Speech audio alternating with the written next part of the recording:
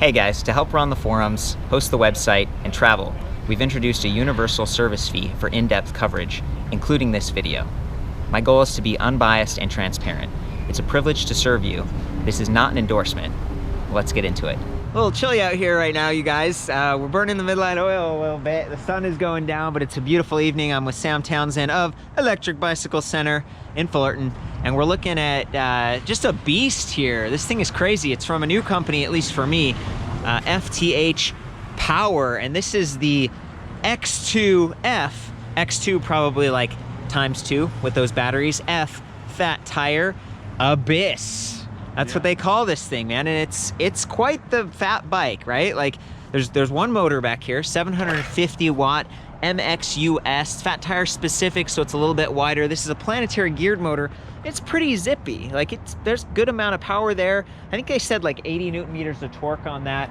750 watt nominal, so maybe it peaks around 900 or something. The big story here is that you've got two high capacity lithium ion batteries, right? So 48 volt, 11.6 amp hour, so over 500 watt hours a piece for over a kilowatt hour total. And that's awesome. These things, they weigh about 7.5 pounds a piece. The bike on its own without that rear rack, because that's optional, that's like $50 upgrade. It was 79 pounds, which, you know, I was kind of impressed with, to be honest with you, because it's got a spring suspension fork. This is an RST guide, 32 millimeter stanchions, a little bit thicker. You really want that extra strength when you've got the weight of a fat tire and those thicker rims and everything, double walled. Thicker spokes here too. These are 13 gauge up front, 12 gauge in the rear to handle the additional forces of that motor and potentially some luggage or whatever. If you've got some gear on this rack, 25 kilogram max weight, that's roughly 55 pounds. I like that they got the loop here and the pannier hanger with the standard gauge tubing. I'm not sure if this is like seat compatible with that window. It looks slightly different than what I've seen before, but I feel like you could do a lot with this rack. And for me, that's exciting, because with two batteries, this could become like a trekking or touring platform that it's really like all road capable. These tires are kind of meh, you know, they don't have reflective sidewalls. I didn't see any puncture resistant markings or anything like that. They're from Innova, 5 to 30 PSI, pretty standard for a fat tire bike. With a higher PSI, you're gonna be able to roll efficiently, and it might not be as comfortable, but you know, they are fat tire and you do have that suspension fork. So there's a lot of comfort here. There's even a suspension seat post. This is 30.4 millimeter diameter. You could swap that out with something nicer. This is about 40 millimeters of travel, and there is like a hex bolt in the bottom, so you could probably adjust preload. Same with the fork. See, so we've got like a lockout adjust on the fork right there, as well as preload. You can preload the spring, so if you're someone who's a little bit heavier like Sam versus someone like me, you adjust that spring tightness and it's gonna give you good response. It's not gonna be bouncy, and you're also not gonna be bottoming out. I like that these are adjustable. You know, it's just a little bit of a step up, and this is a tapered head tube, so 1.8 to 1.5 inches down here. You could swap that out with an air fork, something even nicer if you wanted. You know, it would have to be fat bike specific. This is 135 millimeter hub spacing. It looks like 10 millimeter a threaded axle with nuts, no quick release up front, which, you know, is kind of fine. We do have quick release seat post clamp right there. And then back here, this almost looked like a 15 millimeter axle. I measured it with my calipers, about 14 millimeters. It's threaded, and it's got these big nuts on it, and then these flats right here. So there's no additional torque arm happening, but they do have like the torque arm washer that has these inserts and fits into this aluminum alloy frame, and then they've got this removable hanger piece right here. So it feels like it's set up to be pretty sturdy, but this is something I like to call out. You know, I'm looking at the drivetrain here, no slap guard. And being that this is like all black, matte black finish, you might want to put a piece of tape there or something. And over time, as this chain, you'll notice it's not like super tight. This is a pretty basic derailleur, Shimano tourney, entry-level stuff here. 14 to 28 tooth cassette Shimano MFTZ 500-7, very entry-level stuff. That helps to keep the bike cheap, and it really is cheap. This thing is $19.99, comes with a 1-year comprehensive warranty. Not bad. It's a company you might not have heard of before, this FTH Power, but we actually got to spend some time at the factory talking to these guys, because they're located in City and Industry here in California, pretty close to Sam's shop. He's met these guys before because they do battery replacement and refurbishment. So let's like jump over there and check it out. Hey guys, so we had the opportunity to actually visit FTH Power and see some of the facility and talk about the battery repair service that they offered. And we did a separate battery video for that, Sam and I, but I just thought it'd be fun to introduce you guys to some of the folks that work at the company. So this is Ken. Hi. Hey buddy. And then Farzad? Yes. Very cool. You guys were like co-founding partners, and the company dates all the way back to what, 1997? Yes, it does. It's fantastic. Just looking at the batteries, that was one of the real highlights on this bike. You get an excellent range with 48 volt, 11.6 amp hours times 2. And then looking over here, you can see how they actually test these packs.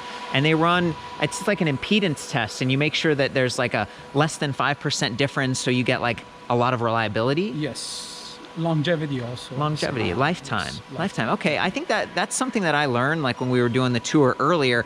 And you guys also do like battery repair and refurbishment. So if someone had an issue, I mean, there's a comprehensive year-long warranty, as I understand it, with the bike. Is that?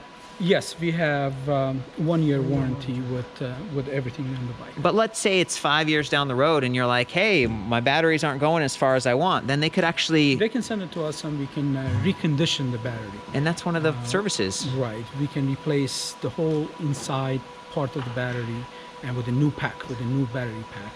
Wow. And make it work again. What are the cells that you guys typically use for the batteries, like out of the gate? Right now we are using Panasonic, LG, and Samsung batteries only. Okay. We don't use any off-brand batteries because of the reliability and some of the danger points for the lithium batteries. So it's like you start out with like high quality batteries, you make sure that the impedance is all correct. And Right. when they, if they do the refurbishment, they actually have this really cool kind of a sorting machine over here. These are the 18650 cells that are actually inside the pack, and it sorts them out. And I mean, that's pretty cool. That's Right. unique to see. Right, it is. Because we have to do it the way the manufacturers intended to do. Yeah. And to do that, we have to separate the impedance of the batteries, make sure that they match within 5%. Okay, that's very cool. And I wanted to run back over there for a second too, because they have like this is their warehouse. It's pretty impressive, you guys. I mean, we're in Southern California, like Walnut, City of Industry area, and they also do electronics repair. But you can see like all the different products they have, and then a whole section back there for electric bikes, and they're all boxed in the huge boxes and stuff. I like that these guys sell through shops like Sam's shops. You can actually go in and test ride it. Check it out. These bikes are lined up here, and they're charging up the batteries before they ship them out. Oh, that's cool. So they'll have a fresh, fully full charged battery pack when you unload them. We always have to do that because a lot of the bikes we're getting are coming straight over from China or Taiwan or wherever they're coming from. Yeah. And then we got to pull them out of the bike, and then the customer's like, I want to pick up my bike this afternoon. We're like, well, maybe you should wait till tomorrow because we got to charge that battery up. These guys are doing that for you. Now, do these batteries have to be charged independently, or can you plug in one place? You plug in twice to get the battery charged on the bike? Each box comes with 2 chargers, actually. So you can charge in tandem? You can charge in tandem. Whoa. Or you don't even have to put one battery in the bike. You can actually have one battery in the bike and operate. In either slot? And either Because you slot. have the key that lets you switch select. that goes from A to B. How cool. Okay, so to be fair, I mean, how much is the MSRP on the bike again? $19.99. $19.99. I have seen some like Bosch powered electric bikes where they have 2 batteries and it draws them both simultaneously so that you get like, you're not cycling one battery over and over. This is a little bit more manual, but it probably reduces the complexity and it helps keep the price down. Keep the cost down. We wanted to keep the cost below $2,000 MSRP. That's pretty awesome. I mean, seriously, that's a really good price. And then to sell through dealers at that price too. Exactly right. That's the big thing is you get 2 batteries, you get 2 chargers, you got a dealer network, and you got a manufacturer locally right here in Southern California that's going to take care of you. What does FTH Power stand for? Actually 3 partners. 3 F partners. for Mr. Fung. Uh-huh. Woo. And T for Tagabani is my last name. Sweet. And H for Mr. Hara, which another partner that we have. As I understand it, you only kind of have this one bike so far. Are you going to do other bikes or? We are designing new bikes coming probably this year sometime by the end of the year. Sometime 2019. Okay. What were You know, Court, I took one of these actually when we went on vacation recently. We ended up out at the Colorado River. And the one I had, they actually had a torque sensor on rather than a cadence sensor. Wow. And with the torque sensor, it was really efficient, and I was keeping it like around 20 miles an hour. Now, mind you, this is a 750 watt motor, and it rips up past 25 miles an hour. It'll get right up there to 25. But with that torque sensor, I was keeping it at about 20. It was really efficient. When I needed extra power, I'd give it the throttle, and I was ripping right along down there over the rough stuff, and it felt really comfortable, that suspension front fork. I was pretty impressed with the bike.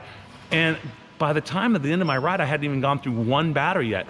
The next day we went to Quartzsite. I rode it again all day. And then we went over to Parker, and I was at Parker.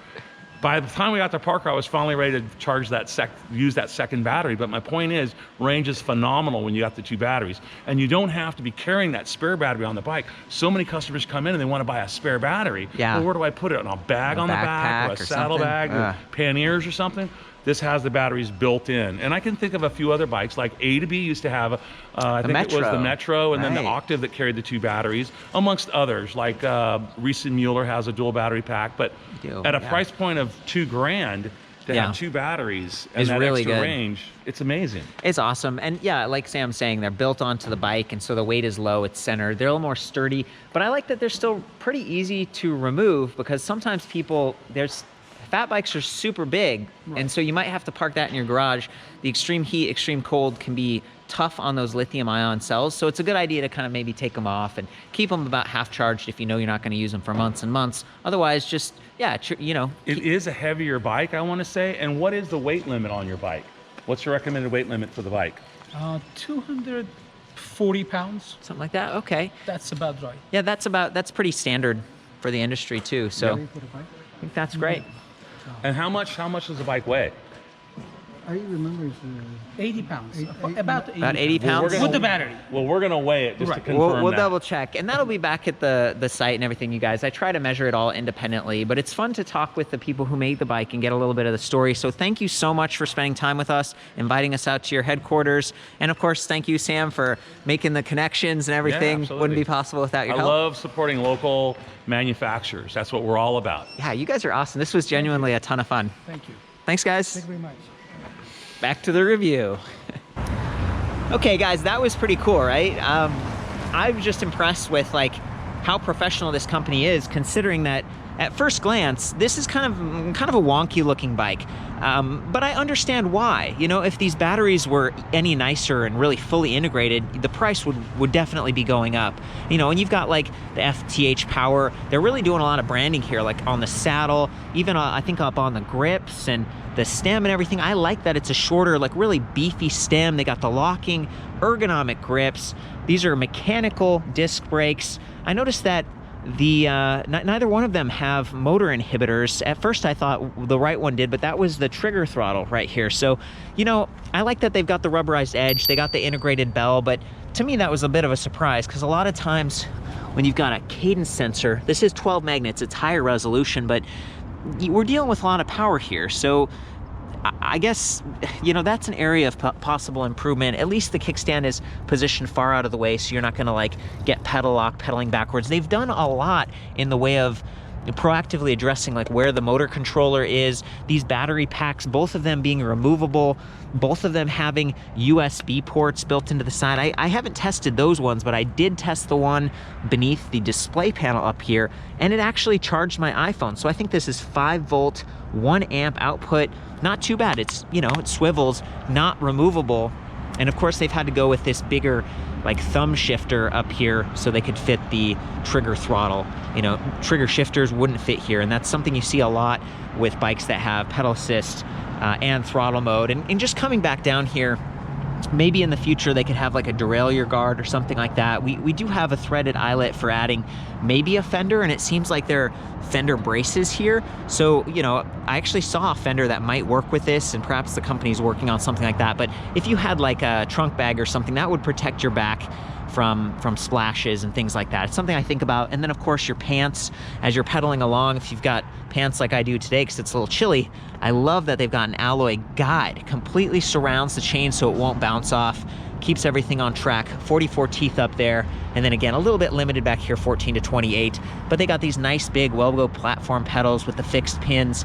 That's nice. Like, it's not the fanciest part, but it's way better than a plastic or cage style pedal. you know, we've gone around this bike a little bit, and I'm out here with Sam in part because he's had some insights on this bike. You know, what are some of your thoughts or some of the takeaways? So when Ken walked into my shop about 2 years ago, he said, I'm looking to bring in a bike to the North American marketplace. And I said, well, what's your background? Do you have US distribution? What's going on? I said, I get somebody in here once a week with the same proposal that you're making. And I said, if you're gonna come out with something, do something unique and different. So we came up with the frame design with the dual battery. Yeah. And I forgot about him, quite honestly. And about a year later, I was in our bike and I was walking through the demo area, and he literally grabbed me by the shoulder and he said, come look, this is the bike I designed based on what you said to be unique and different. Yeah. And I was like, all right, let's see what you got. Let me go give it a test ride. And I was like, yeah, it's okay. You know, I'm kind of digging it. And then he told me the price, and I'm like, winner, chicken dinner right there, buddy. Yeah. So we put them in our shop. They've been selling. I've personally went out and ridden this bike. And the main thing to say when you're dealing with this company is range. Yeah. That bike has lots of range, and you're dealing with a local company here in Southern California that has over 37 years of experience in the electronics business. And they're just expanding out into electric bikes as well as refurbing batteries. Right. And the refurbing part and the recycling is such a unique thing for me personally. We talked about maybe a derailleur guard being an improvement. We talked about like the rear spokes and stuff. It seems like they came in at an angle. They could get some like eyelets, maybe some nicer tires, puncture resistant. But you know, the chargers, it comes with 2 chargers. They're both 2 amp output, and you don't need to charge both the batteries simultaneously, but it's kind of cool that they include 2. That way you're only charging for 6 hours instead of 12 like in series, so you can charge in parallel. Can I hand this to you, Sam? Yeah, absolutely. You can toss that in my backpack. I guess another area is like, look at all these keys. So this key right here goes from like off to battery A or battery B, and it's a separate key than this one. It's like a completely different design. It folds down, which is kind of cool. It might stay out of the way. This battery can be used on both of the battery packs. So you're kind of saving some clutter here, but it's a bike that has 2 batteries, and there's really like a 3-step power process. You have to press the power button on the battery, and you see how these LEDs are on? Both of these batteries are active right now. Okay, you can only use 1 battery at a time. They don't get drained in parallel. They get drained in series, so it's up to you to switch back and forth. So in a lot of ways, it's almost like just a convenient way to carry a second battery pack. It's not like some of the fancier Bosch systems or whatever where they both drain naturally together, where they both charge simultaneously. You have to charge them and plug them in, you know, independently. And frankly, this charging port here is kind of near the left crank arm. So be careful. If this is plugged in and you bump that crank arm, it could snag it. And you know, the charger's kind of basic. So 3 steps, you know, make sure the batteries are locked on, press the power button here, turn it to the correct battery there, and then press the power button here or here. There's just a lot going on with this. You know what, you have any thoughts on that, Sam? So my opinion is this is their first try. This is their first iteration of the bike, and we've already made suggestions on how to improve it. And I'm hoping that the next generation will address some of those things that you just mentioned, Court. Yeah, and you know, back for $2,000 on a bike, and a bike that's sort of a new name, but one that's from an established company. Will you help me raise the saddle here a little bit? Just gonna get this ready for like a demo ride. And you know, I was excited about the fact that it's getting dark because this display is pretty big and it's backlit. It looks nice. So everything's set up down here. I'm gonna go ahead and press the power button on the button pad. Look at that, really bright. And it does like kind of angle. And if we want to get that backlight to show again, we just tap the power button again here or here. So it's kind of redundant. We've got the same 4 buttons, plus, minus, I, power and lights, plus, minus, I, power and lights. So we just tap the power and lights back and forth. Apparently, when it's booting up, if you hold I and power for 3 seconds, then you get some more settings and adjustments. And we tinkered with that a little bit, but this bike, it comes with a really nice manual. Do you have the manual here? Yeah, I've got it in the back pocket. Look at this thing. It's better than average because it goes over a lot of the specifications and the display and what it does, and it's just a little more detailed. And even your error codes and what, like if you get an error code like error code 6, what does that mean? It means you got bad Hall sensors in your motor. A lot of people have no clue, and they'll call up a shop going, I got an error code 6, and I'm like, what brand of bike do you got? It's some off brand I have never heard of, and I'm like, I'm not sure, man.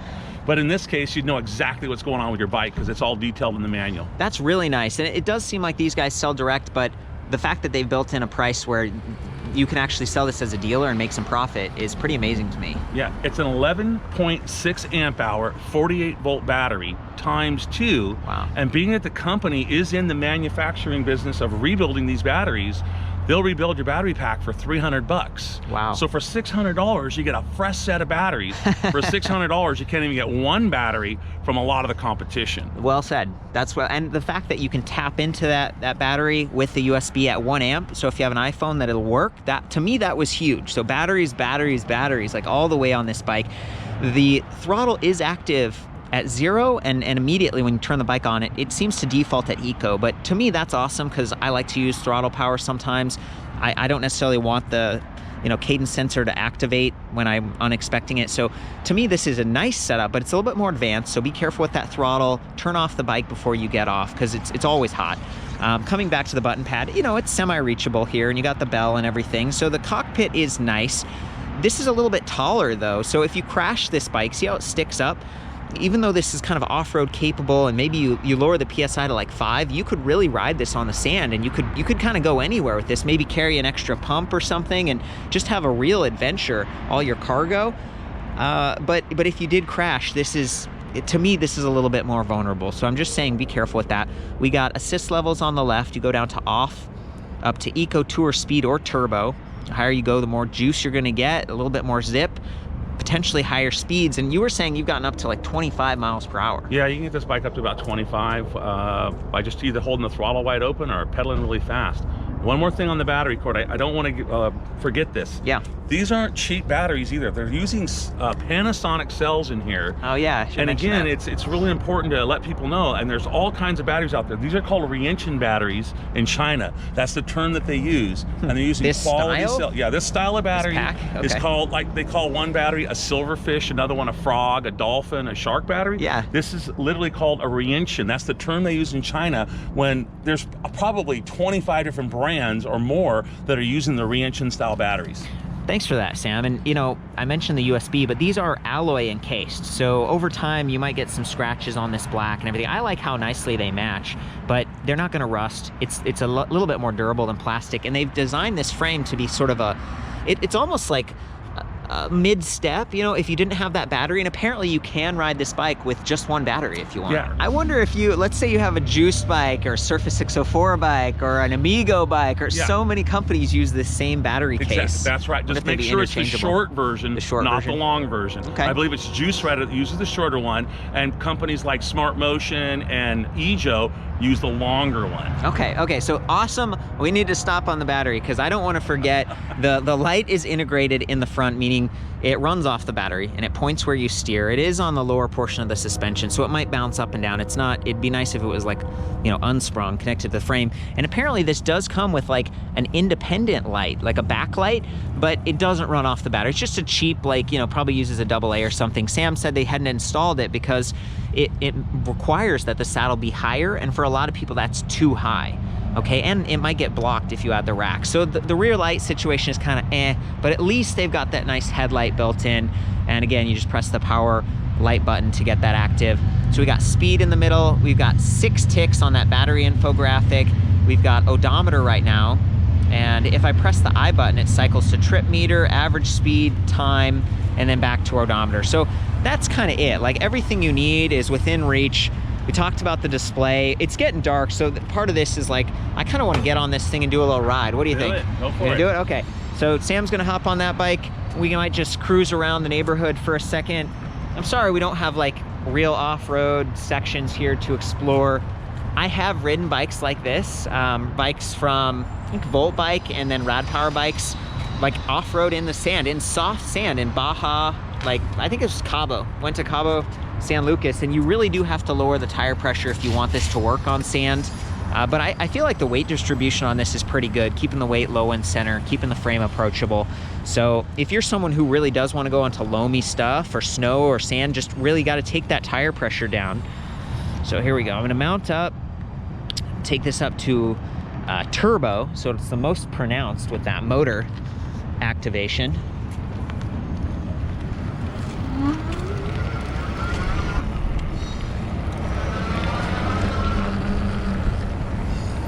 Beautiful. And then the mechanical disc brakes, they're gonna be a little bit more adjustable than hydraulic. Like, might be easier for you to do aftermarket, but they're not quite, they require a little bit more hand effort. Something I try to point out.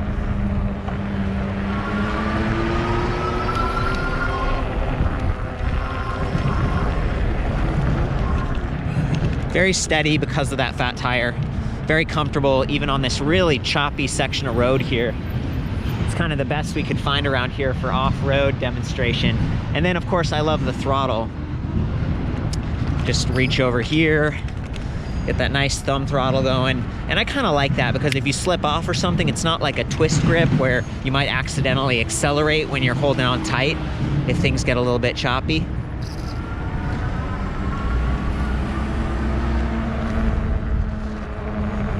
Go. Maybe another question mark or gripe is that, see the key right there? Kind of jingles around if you're going over bumpy terrain. It's another one of those question marks. Like, you kind of have to leave the key in to switch between those batteries. And Sam was showing me earlier that if you're quick about it, you can just get down here and go from like battery A to battery B and the display won't go off. But if you're slow about it, you know, that turns it off. And then one of the big takeaways for Sam was like, look, we think we're off, right? The display is off, but those LEDs are still on. Both battery packs are still going. And if you park the bike, that would slowly drain the battery. I mean, it's really slow. It's not a big deal. It's just, you have to kind of remember to turn each pack off at the end of the day. I like the fact that they're both removable as they are, and that they're kind of like universal. This is almost like an open source battery concept. You could take these off, you store them inside to avoid the cold or the hot like we talked about back at the shop. And you know, they're taking kind of a bunch of different parts and they're doing the best they can to create a bike that just gives you a lot of range and is fun to ride. That's my big takeaway, Sam. And I wanted to get you on this and ride a little bit more, but do you have any other thoughts before we do that? You know, I think Saunders was the company that brought fat tire bikes to the masses. Yeah. And this is just a bike that's going to give you more range than most of the competition. And that's what I would say. Just a really good price. Like, to me, you got to ask yourself. I mean, the big competition here is Rad Power Bikes. They have the Rad Rover. Yep. And it's a nice looking frame. It's kind of got the mid step, and they've got the suggested retail price on that bike. $1,499. Okay, so for what is this? Is $2,000. So yeah, $500. It's the extra $500 you get for the extra battery. Yeah, and I mean, it's not the first generation. They do have the derailleur guard. They got a nicer cassette, and you know, their batteries are interchangeable. But they've had a longer time in the market too, so they've developed it really well, and they're selling it direct to the consumer. Right. The point being, like, yeah, there's room for some improvement here, but this is like one of the only options you've got for a dual battery e-bike that's fat tire setup like this, and they've done a pretty good job for their first swing. I agree. I look forward to seeing how Ken improves it on the second iteration.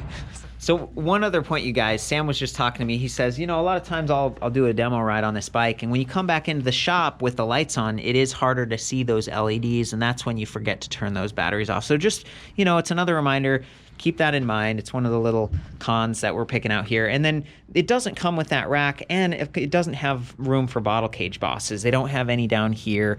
There aren't any on this, you know, the seat post or anywhere like that. So just something to kind of think about.